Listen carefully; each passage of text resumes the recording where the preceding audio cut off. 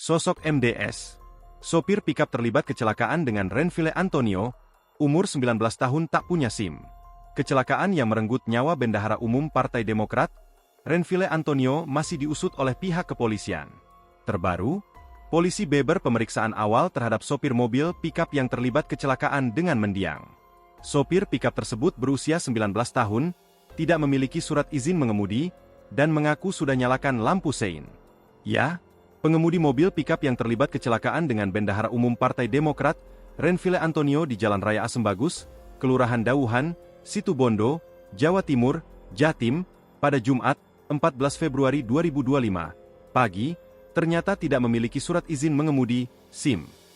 Hal itu disampaikan oleh Direktur Ditlantas Polda Jatim, Kombes Pol Komarudin, bahwa sopir mobil pikap bernopol P9308NY, MDS tidak memiliki SIM. Temuan hasil penyelidikan tersebut didapatkan oleh anggota Traffic Accident Analysis Team, TAA, yang melakukan olah pengecekan di lokasi kejadian, termasuk memeriksa sopir dan para saksi. Namun, temuan tersebut masih akan terus diteliti oleh penyidik.